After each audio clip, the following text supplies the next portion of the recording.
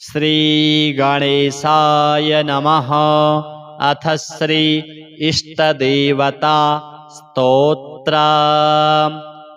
इष्टं मे देवता नित्यं नमामि प्रेम भावितं सर्वकामप्रदं शान्तं सर्वदुःखविनाशकं त्वमेव शरणं नाथ त्वमेव हृदि भावितः भक्तिं मे देहि नित्यं त्वमेव जीवनस्य गतः सर्वसाक्षि प्रभो नित्यं त्वं दयालुः कृपानिधिः मम चित्ते सदा वासं कुरु देव करुणानिधे दीनार्तजनपालकं पापहृतं शुभप्रदं शरणागतवत्सलत्वं कुरु कृपां मयि प्रभो मनोवाञ्छितसिद्ध्यर्थं जपेन्नाम तव प्रिये सर्वसौभाग्यसम्पत्तिः लभ्यते तव कीर्तने नमः शिवाय वा विष्णवे नमो दुर्गे गणेशते यः इष्टो मे स एव त्वं नमो नमः सदा मम त्वं दाता सुखसम्पत्तेः त्वं नाशकखलदुःखिनां त्वद्भक्तिर्मे सदा स्थायिनो इति मे हृदि सङ्कल्पः यः पठेत् शृणुयान्नित्यं स्तोत्रं श्रद्धासमन्वितः सर्वान् कामान् वाप्नोति इष्टदेवप्रसादतः इदं स्तोत्रं महापुण्यं भक्तिवर्धनकारणम् इष्टसाक्षात्कारदं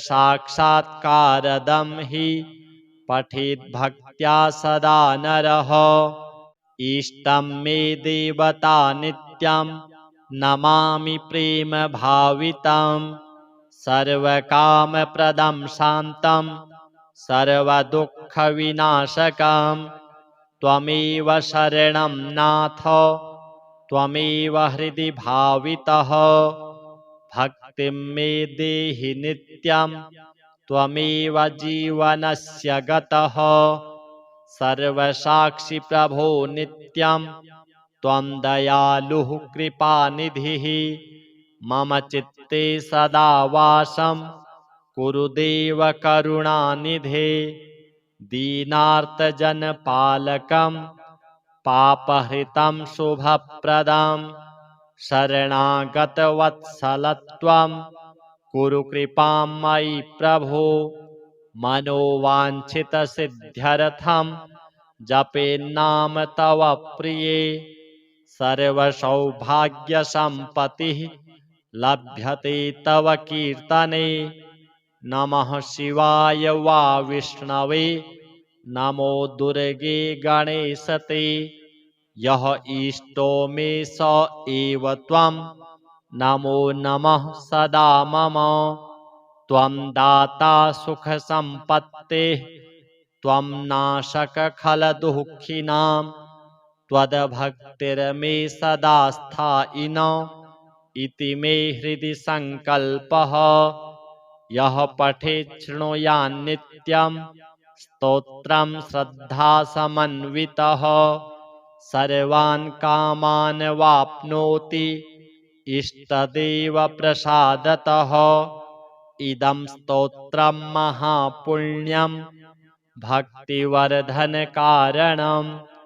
इष्टसाक्षात्कारदं हि पठेद्भक्त्या सदा नरः इष्टं मे देवता नित्यं नमामि प्रेम भावितं सर्वकामप्रदं शान्तं सर्वदुःखविनाशकं त्वमेव शरणं नाथ त्वमेव हृदि भावितः भक्तिं मे देहि नित्यं त्वमेव जीवनस्य गतः सर्वसाक्षि प्रभो नित्यं त्वं दयालुः कृपानिधिः मम चित्ते चित्ते सदा वासं कुरु देव करुणानिधे दीनार्तजनपालकं पापहृतं शुभप्रदं शरणागतवत्सलत्वं कुरु कृपां मयि प्रभो मनोवाञ्छितसिद्ध्यर्थं जपेन्नाम तव प्रिये सर्वसौभाग्यसम्पत्तिः लभ्यते तव कीर्तने नमः शिवाय वा विष्णवे नमो दुर्गे गणेशते यः इष्टो मे स एव त्वं नमो नमः सदा मम त्वं दाता सुखसम्पत्तेः त्वं नाशक खलदुःखिनां त्वद्भक्तिर्मे सदा स्थायिनो इति मे हृदि सङ्कल्पः यः पठेत् शृणुयान्नित्यं स्तोत्रं श्रद्धासमन्वितः सर्वान् कामान् वाप्नोति इष्टदेवप्रसादतः इदं स्तोत्रं महापुण्यं भक्तिवर्धनकारणम् इष्टसाक्षात्कारदं हि पठेत् भक्त्या सदा नरः इष्टं मे देवता नित्यं नमामि प्रेमभावितं सर्वकामप्रदं शान्तं सर्वदुःखविनाशकं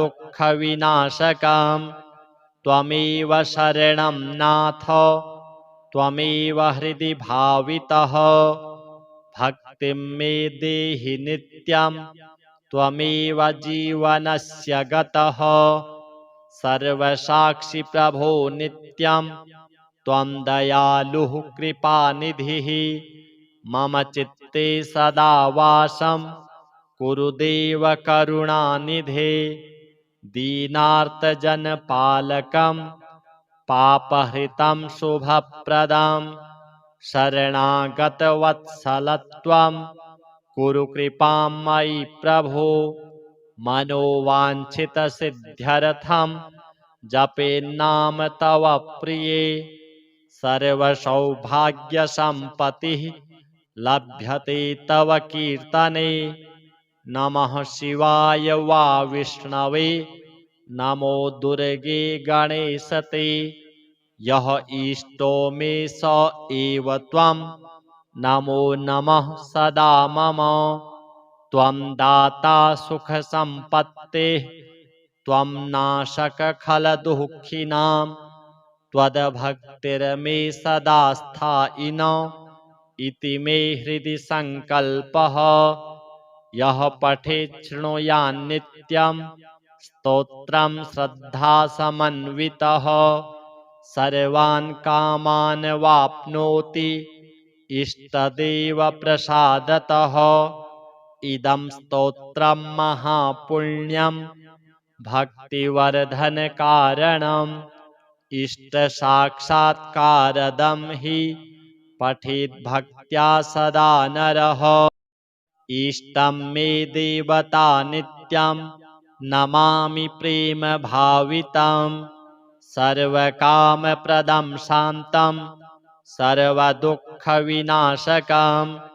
त्वमेव शरणं नाथ त्वमेव हृदि भावितः भक्तिं मे देहि नित्यं त्वमेव जीवनस्य गतः सर्वसाक्षि प्रभो नित्यं त्वं दयालुः कृपानिधिः मम चित्ते सदा वासं कुरु देव करुणानिधे दीनार्तजनपालकं पापहृतं शुभप्रदं शरणागतवत्सलत्वं कुरु कृपां मयि प्रभो मनोवाञ्छितसिद्ध्यर्थं जपेन्नाम तव प्रिये सर्वसौभाग्यसम्पत्तिः लभ्यते तव कीर्तने नमः शिवाय वा विष्णवे नमो दुर्गे गणेशते यः इष्टो मे स एव त्वं नमो नमः सदा मम। त्वं दाता सुखसम्पत्तेः त्वं नाशक खलदुःखिनां त्वद्भक्तिर्मे सदा स्थायिनो इति मे हृदि सङ्कल्पः। यः पठेत् शृणुयान्नित्यं स्तोत्रं श्रद्धासमन्वितः सर्वान् कामान् वाप्नोति इष्टदेवप्रसादतः। इदं स्तोत्रं महापुण्यं भक्तिवर्धनकारणम् इष्टसाक्षात्कारदं हि पठेद्भक्त्या सदा नरः। इष्टं मे देवता नित्यं नमामि प्रेमभावितं सर्वकामप्रदं शान्तं सर्वदुःखविनाशकं त्वमेव शरणं नाथ त्वमेव हृदि भावितः। भक्तिं मे देहि नित्यं त्वमेव जीवनस्य गतः सर्वसाक्षि प्रभो नित्यं त्वं दयालुः कृपानिधिः। मम चित्ते सदा वासं कुरु देव करुणानिधे दीनार्तजनपालकं पापहृतं शुभप्रदं शरणागतवत्सलत्वं कुरु कृपां मयि प्रभो। मनोवाञ्छितसिद्ध्यर्थं जपेन्नाम तव प्रिये सर्वसौभाग्यसम्पत्तिः लभ्यते तव कीर्तने। नमः शिवाय वा विष्णवे नमो दुर्गे गणेशते। यः इष्टो मे स एव त्वं नमो नमः सदा मम। त्वं दाता सुखसम्पत्तेः त्वं नाशक खलदुःखिनां त्वद्भक्तिर्मे सदा स्थायिनो इति मे हृदि सङ्कल्पः। यः पठेत् शृणुयान्नित्यं स्तोत्रं श्रद्धासमन्वितः सर्वान् कामान् वाप्नोति इष्टदेवप्रसादतः। इदं स्तोत्रं महापुण्यं भक्तिवर्धनकारणम् इष्टसाक्षात्कारदं हि पठेद्भक्त्या सदा नरः। इष्टं मे देवता नित्यं नमामि प्रेमभावितं सर्वकामप्रदं शान्तं सर्वदुःखविनाशकं त्वमेव शरणं नाथ त्वमेव हृदि भावितः। भक्तिं मे देहि नित्यं त्वमेव जीवनस्य गतः सर्वसाक्षि प्रभो नित्यं त्वं दयालुः कृपानिधिः। मम चित्ते सदा वासं कुरु देव करुणानिधे दीनार्तजनपालकं पापहृतं शुभप्रदं शरणागतवत्सलत्वं कुरु कृपां मयि प्रभो। मनोवाञ्छितसिद्ध्यर्थं जपेन्नाम तव प्रिये सर्वसौभाग्यसम्पत्तिः लभ्यते तव कीर्तने। नमः शिवाय वा विष्णवे नमो दुर्गे गणेशते। यः इष्टो मे स एव त्वं नमो नमः सदा मम। त्वं दाता सुखसम्पत्तेः त्वं नाशक खलदुःखिनां त्वद्भक्तिर्मे सदा स्थायिनो इति मे हृदि सङ्कल्पः। यः पठेत् शृणुयान्नित्यं स्तोत्रं श्रद्धासमन्वितः सर्वान् कामान् वाप्नोति इष्टदेवप्रसादतः। इदं स्तोत्रं महापुण्यं भक्तिवर्धनकारणम् इष्टसाक्षात्कारदं हि पठेद्भक्त्या सदा नरः इष्टं मे देवता नित्यं नमामि प्रेम भावितं सर्वकामप्रदं शान्तं सर्वदुःखविनाशकं त्वमेव शरणं नाथ त्वमेव हृदि भावितः भक्तिं मे देहि नित्यं त्वमेव जीवनस्य गतः सर्वसाक्षि प्रभो नित्यं त्वं दयालुः कृपानिधिः मम चित्ते सदा वासं कुरु देव करुणानिधे दीनार्तजनपालकं पापहृतं शुभप्रदं शरणागतवत्सलत्वं कुरु कृपां मयि प्रभो मनोवाञ्छितसिद्ध्यर्थं जपेन्नाम तव प्रिये सर्वसौभाग्यसम्पत्तिः लभ्यते तव कीर्तने नमः शिवाय वा विष्णवे नमो दुर्गे गणेशते यः इष्टो मे स एव त्वं नमो नमः सदा मम त्वं दाता सुखसम्पत्तेः त्वं नाशकखलदुःखिनां त्वद्भक्तिर्मे सदा स्थायिनो इति मे हृदि सङ्कल्पः यः पठेत् शृणुयान्नित्यं स्तोत्रं श्रद्धासमन्वितः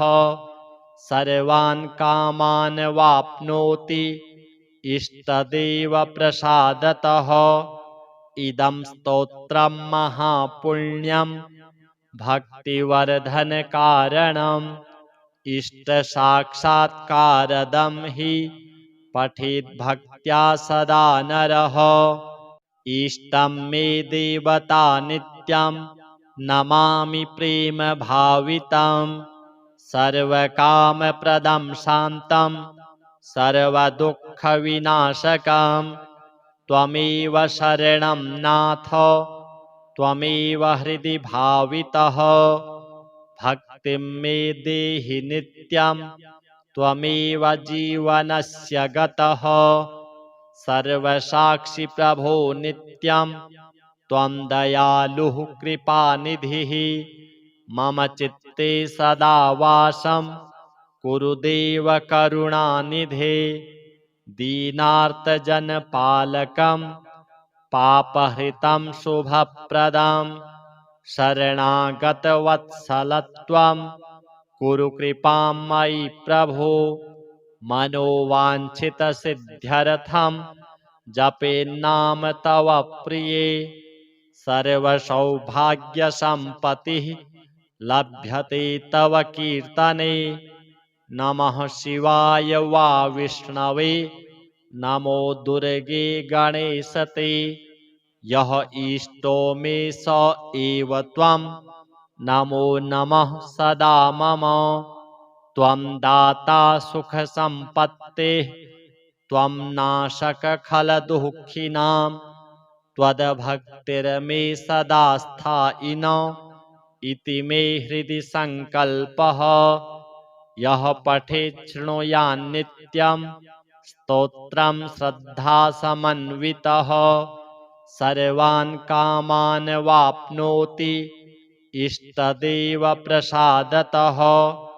इदं स्तोत्रं महापुण्यं भक्तिवर्धनकारणम् इष्टसाक्षात्कारदं हि पठेद्भक्त्या सदा नरः इष्टं मे देवता नित्यं नमामि प्रेम भावितं सर्वकामप्रदं शान्तं सर्वदुःखविनाशकं त्वमेव शरणं नाथ त्वमेव हृदि भावितः भक्तिं मे देहि नित्यं त्वमेव जीवनस्य गतः सर्वसाक्षि प्रभो नित्यं त्वं दयालुः कृपानिधिः मम चित्ते सदा वासं कुरु देव करुणानिधे दीनार्तजनपालकं पापहृतं शुभप्रदं शरणागतवत्सलत्वं कुरु कृपां मयि प्रभो मनोवाञ्छितसिद्ध्यर्थं जपेन्नाम तव प्रिये सर्वसौभाग्यसम्पत्तिः लभ्यते तव कीर्तने नमः शिवाय वा विष्णवे नमो दुर्गे गणेशते यः इष्टो मे स एव त्वं नमो नमः सदा मम त्वं दाता सुखसम्पत्तेः त्वं नाशकखलदुःखिनां त्वद्भक्तिर्मे सदा स्थायिनो इति मे हृदि सङ्कल्पः यः पठेत् शृणुयान्नित्यं स्तोत्रं श्रद्धासमन्वितः सर्वान् कामान् वाप्नोति इष्टदेवप्रसादतः इदं स्तोत्रं महापुण्यं भक्तिवर्धनकारणम्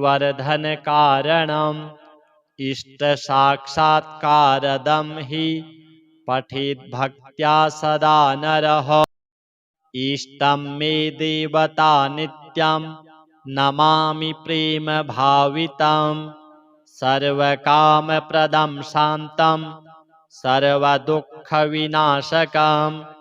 त्वमेव शरणं नाथ त्वमेव हृदि भावितः भक्तिं मे देहि नित्यं त्वमेव जीवनस्य गतः सर्वसाक्षि प्रभो नित्यं त्वं दयालुः कृपानिधिः मम चित्ते सदा वासं कुरु देव करुणानिधे दीनार्तजनपालकं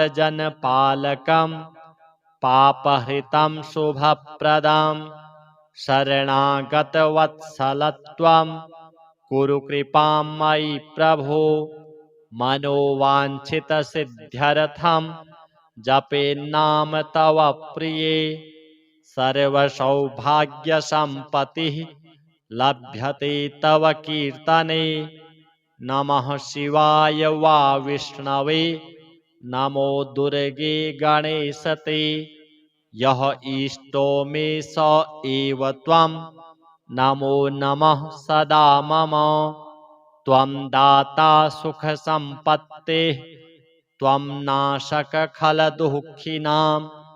त्वद्भक्तिर्मे सदा स्थायिनो इति मे हृदि सङ्कल्पः यः पठेत् शृणुयान्नित्यं स्तोत्रं श्रद्धासमन्वितः सर्वान् कामान् वाप्नोति इष्टदेवप्रसादतः इदं स्तोत्रं महापुण्यं भक्तिवर्धनकारणम् इष्टसाक्षात्कारदं हि पठेद्भक्त्या सदा नरः इष्टं मे देवता नित्यं नमामि प्रेमभावितं सर्वकामप्रदं शान्तं सर्वदुःखविनाशकं त्वमेव शरणं नाथ त्वमेव हृदि भावितः भक्तिं मे देहि नित्यं त्वमेव जीवनस्य गतः सर्वसाक्षि प्रभो नित्यं त्वं दयालुः कृपानिधिः मम चित्ते सदा वासं कुरु देव करुणानिधे दीनार्तजनपालकं पापहृतं शुभप्रदं शरणागतवत्सलत्वं कुरु कृपां मयि प्रभो मनोवाञ्छितसिद्ध्यर्थं जपेन्नाम तव प्रिये सर्वसौभाग्यसम्पत्तिः लभ्यते तव कीर्तने नमः शिवाय वा विष्णवे नमो दुर्गे गणेशते यः इष्टो मे स एव त्वं नमो नमः सदा मम त्वं दाता सुखसम्पत्तेः त्वं नाशकखलदुःखिनां त्वद्भक्तिर्मे सदा स्थायिनो इति मे हृदि सङ्कल्पः। यः पठेत् शृणुयान्नित्यं स्तोत्रं श्रद्धासमन्वितः सर्वान् कामान् वाप्नोति इष्टदेवप्रसादतः। इदं स्तोत्रं महापुण्यं भक्तिवर्धनकारणम् इष्टसाक्षात्कारदं हि पठेद्भक्त्या सदा नरः। इष्टं मे देवता नित्यं नमामि प्रेमभावितं सर्वकामप्रदं शान्तं सर्वदुःखविनाशकं त्वमेव शरणं नाथ त्वमेव हृदि भावितः। भक्तिं मे देहि नित्यं त्वमेव जीवनस्य गतः। सर्वसाक्षि प्रभो नित्यं त्वं दयालुः कृपानिधिः मम चित्ते सदा वासं कुरु देव करुणानिधे। दीनार्तजनपालकं पापहृतं शुभप्रदं शरणागतवत्सलत्वं कुरु कृपां मयि प्रभो। मनोवाञ्छितसिद्ध्यर्थं जपेन्नाम तव प्रिये सर्वसौभाग्यसम्पत्तिः लभ्यते तव कीर्तने।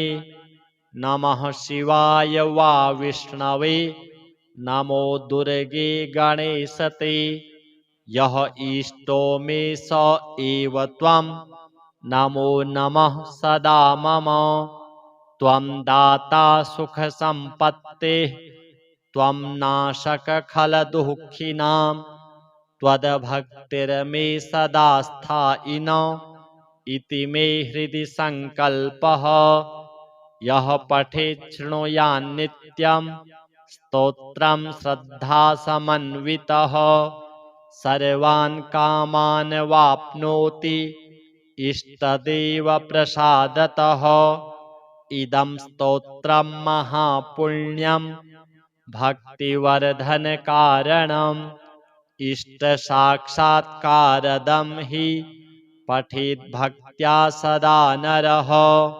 इष्टं मे देवता नित्यं नमामि प्रेमभावितं सर्वकामप्रदं शान्तं सर्वदुःखविनाशकं त्वमेव शरणं नाथ त्वमेव हृदि भावितः। भक्तिं मे देहि नित्यं त्वमेव जीवनस्य गतः। सर्वसाक्षि प्रभो नित्यं त्वं दयालुः कृपानिधिः मम चित्ते सदा वासं कुरु देव करुणानिधे।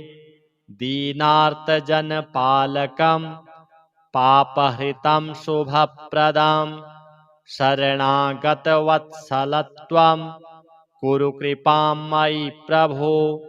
मनोवाञ्छितसिद्ध्यर्थं जपेन्नाम तव प्रिये सर्वसौभाग्यसम्पत्तिः लभ्यते तव कीर्तने।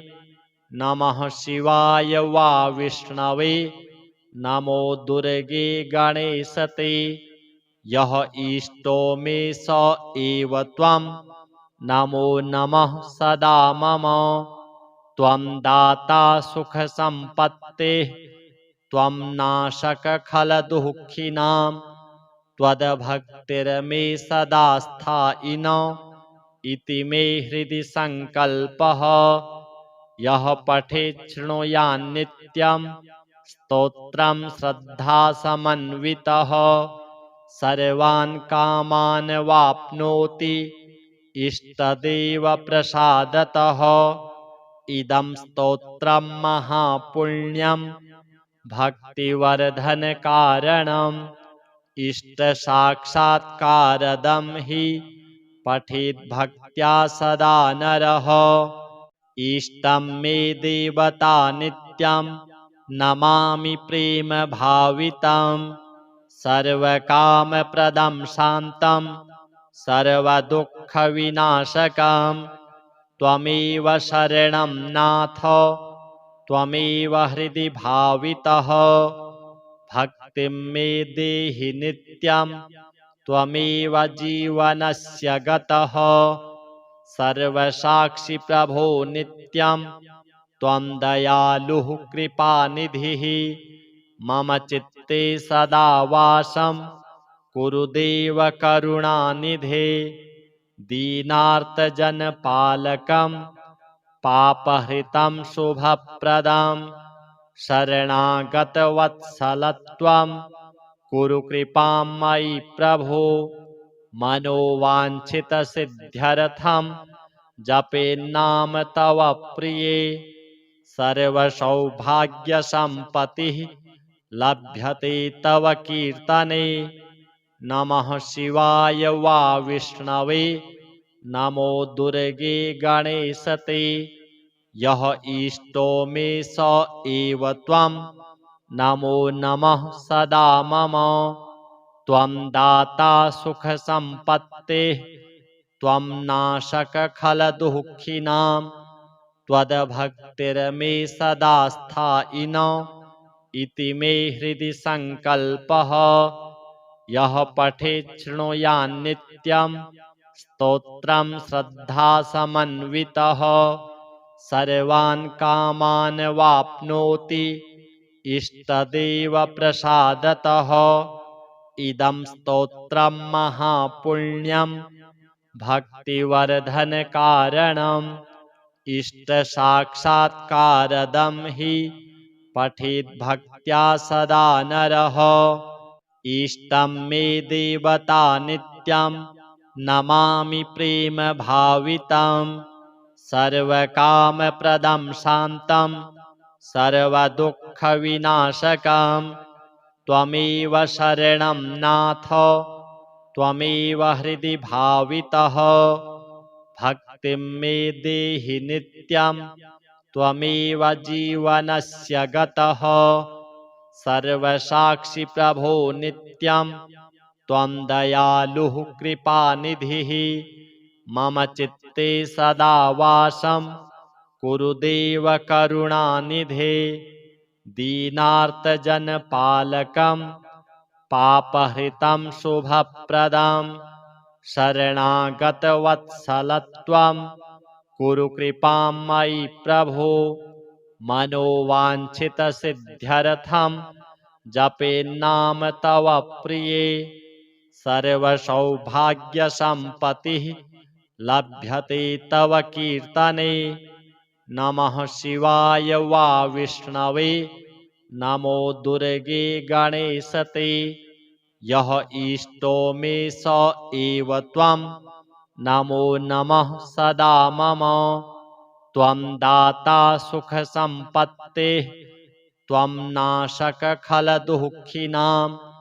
त्वद्भक्तिर्मे सदा स्थायिनो इति मे हृदि सङ्कल्पः यः पठेत् शृणुयान्नित्यं स्तोत्रं श्रद्धासमन्वितः सर्वान् कामान् वाप्नोति इष्टदेवप्रसादतः इदं स्तोत्रं महापुण्यं भक्तिवर्धनकारणम् इष्टसाक्षात्कारदं हि पठेद्भक्त्या सदा नरः इष्टं मे देवता नित्यं नमामि प्रेमभावितं सर्वकामप्रदं शान्तं सर्वदुःखविनाशकं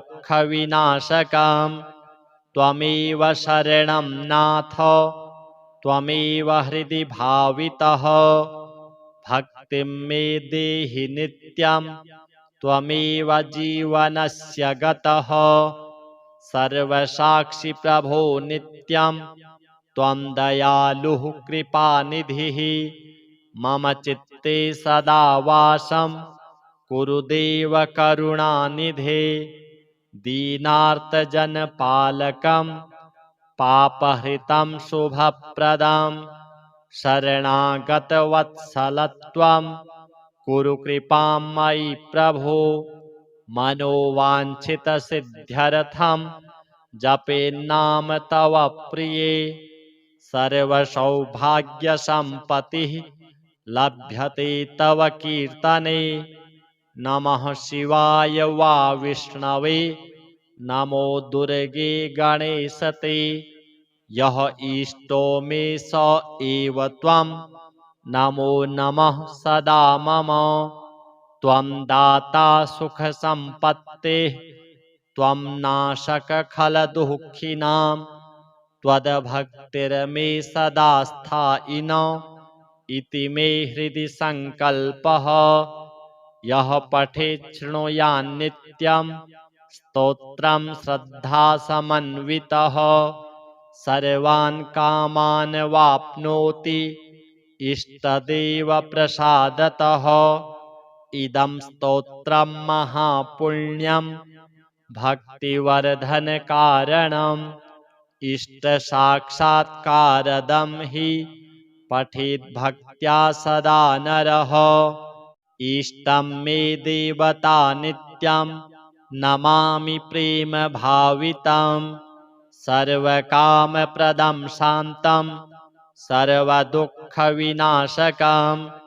त्वमेव शरणं नाथ त्वमेव हृदि भावितः भक्तिं मे देहि नित्यं त्वमेव जीवनस्य गतः सर्वसाक्षि प्रभो नित्यं त्वं दयालुः कृपानिधिः मम चित्ते सदा वासं कुरु देव करुणानिधे दीनार्तजनपालकं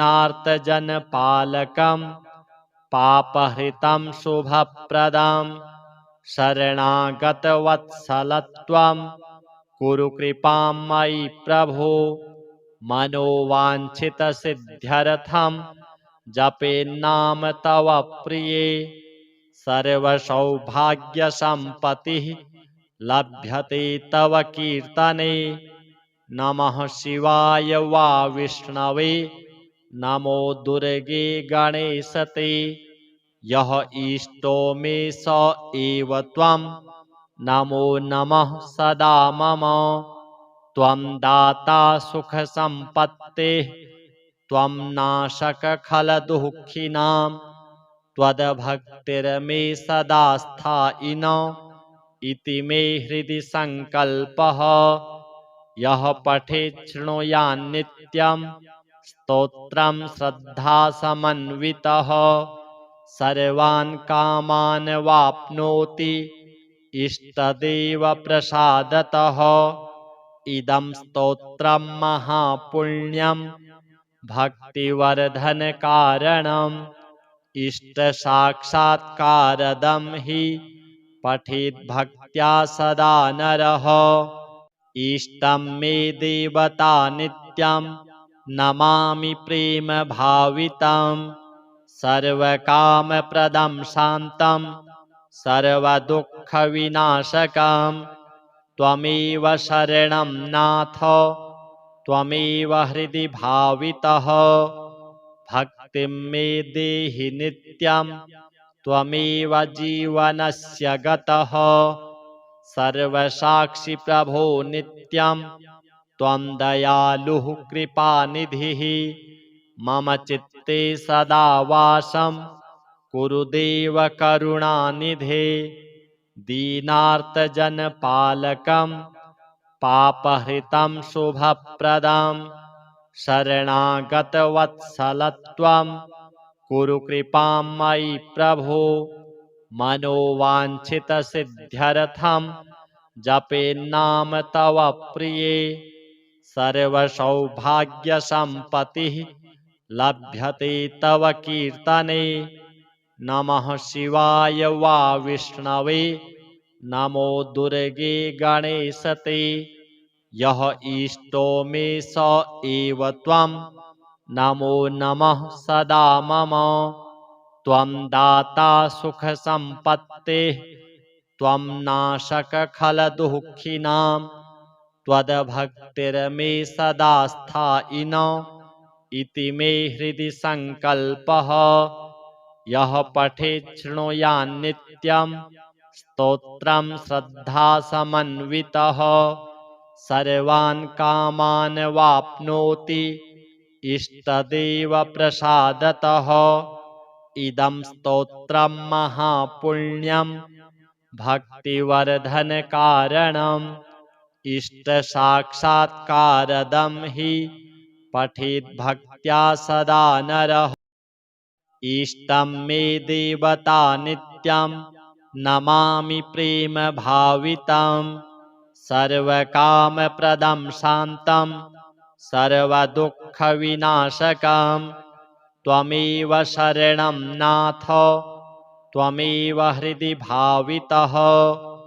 भक्तिं मे देहि नित्यं त्वमेव जीवनस्य गतः। सर्वसाक्षि प्रभो नित्यं त्वं दयालुः कृपानिधिः मम चित्ते सदा वासं कुरु देव करुणानिधे। दीनार्तजनपालकं पापहृतं शुभप्रदं शरणागतवत्सलत्वं कुरु कृपां मयि प्रभो। मनोवाञ्छितसिद्ध्यर्थं जपेन्नाम तव प्रिये सर्वसौभाग्यसम्पत्तिः लभ्यते तव कीर्तने।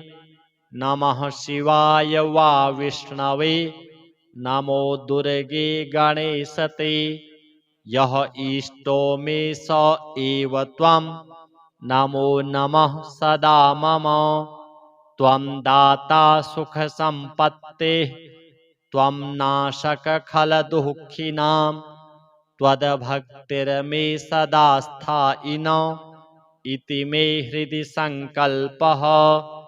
यः पठेत् शृणुयान्नित्यं स्तोत्रं श्रद्धासमन्वितः सर्वान् कामान् वाप्नोति इष्टदेवप्रसादतः।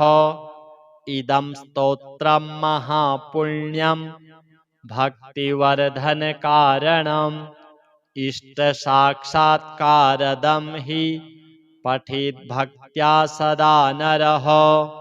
इष्टं मे देवता नित्यं नमामि प्रेम भावितं सर्वकामप्रदं शान्तं सर्वदुःखविनाशकं त्वमेव शरणं नाथ त्वमेव हृदि भावितः। भक्तिं मे देहि नित्यं त्वमेव जीवनस्य गतः। सर्वसाक्षि प्रभो नित्यं त्वं दयालुः कृपानिधिः मम चित्ते सदा वासं कुरु देव करुणानिधे। दीनार्तजनपालकं पापहृतं शुभप्रदं शरणागतवत्सलत्वं कुरु कृपां मयि प्रभो। मनोवाञ्छितसिद्ध्यर्थं जपेन्नाम तव प्रिये सर्वसौभाग्यसम्पत्तिः लभ्यते तव कीर्तने। नमः शिवाय वा विष्णवे नमो दुर्गे गणेशते। यः इष्टो मे स एव त्वं नमो नमः सदा मम। त्वं दाता सुखसम्पत्तेः त्वं नाशकखलदुःखिनां त्वद्भक्तिर्मे सदा स्थायिनो इति मे हृदि संकल्पः।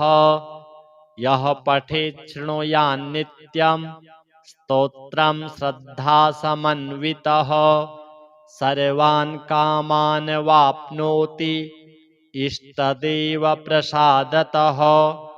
इदं स्तोत्रं महापुण्यं भक्तिवर्धनकारणम् इष्टसाक्षात्कारदं हि पठेत् भक्त्या सदा नरः।